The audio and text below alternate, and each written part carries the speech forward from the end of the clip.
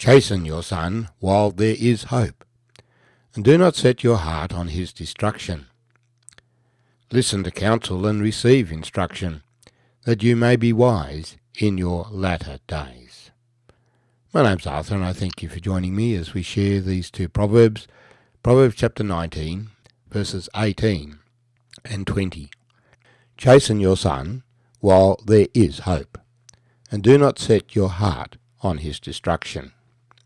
The New Testament repeats the concept that fathers have a responsibility to train their children, and children have a responsibility to respond to that training. The way God has established life on earth is that parents are to train their children, and the parent that neglects his children does contribute to their destruction, to them losing their way. And that's one of the big problems of our modern Western society, where there's been a great push by those who have ignored verses like this to say, let people find their own way. Children should not be chastised. They're just being children. Children should not be instructed by their parents, particularly in religious matters. That was the instruction the communists gave. You can be a believer in God, but don't teach others about it. Of course, Paul reminds us that God chastens us as sons. If we are his children, then he disciplines us by the experiences of our lives. He doesn't do this for our destruction, but he does it for our good. And our responsibility in training our children is not for their destruction, but for their good. And so in Ephesians chapter 6, we have, children, obey your parents in the Lord, for this is right. Honour your father and mother, which is the first commandment with promise, that it may be well with you, and that thou mayest live long on the earth. And ye fathers, provoke not your children to wrath, but bring them up in the nurture and admonition of the Lord. So there is a strong responsibility, both in the Old Testament and in the New Testament, for fathers to discipline, to chasten, to train up their children, and the responsibility of children to heed that training, in particular the training from their parents. Just as the Lord said concerning Abraham in Genesis 18:19, I have known him in order that he may command his children and his household after him, that they may keep the way of the Lord, to do righteousness and justice, that the Lord may bring to Abraham what he has spoken to him. But of course, the instructor must first be instructed. We need to know the way of the Lord ourselves before we can train our children in it. It was one of the criticisms that Jesus gave to the Pharisees, that the Pharisees had found a way around children honouring their parents.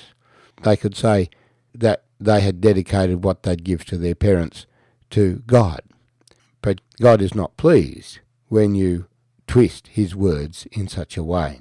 For he has said we are to honour our parents, and if we don't honour our parents, then we are dishonouring our God, who has given our parents to us to train us and teach us.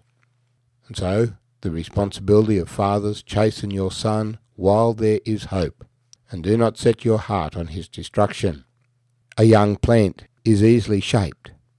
An old plant is not so easily shaped, and children are placed in the care of their parents, that they might be nurtured by their parents in a wholesome way, a mother and a father working together to produce a home, to train the children in a very broad way for the experiences of life. Trying to replicate this process by institutions for children that have no parents have spectacularly failed time and time again. We might delegate some of this training to schools where we have specialists in various areas, but we should not abdicate our responsibility in this area and just leave it all up to the schools, for the responsibility for education rests with the parents. The training rests with the parents, in the first instance, not with the government. But the converse of that is listen to counsel and receive instruction, that you may be wise in your latter days. When people give us advice, we need to listen to it. We need to receive it, particularly when it comes from our parents. We submit to them and honour them. We do it their way, that you may be wise in your latter days, that we might be equipped to live life. And again, the assumption is that the parents have offered the training, have given the instruction, have given counsel, that the family discusses issues as they arise and explores them. What we find in the world is that people are out to exploit one another. And so the counsel and wisdom that you get off the internet or off some third party may not be true. It may be designed to deceive. We might go out looking for truth, but find error.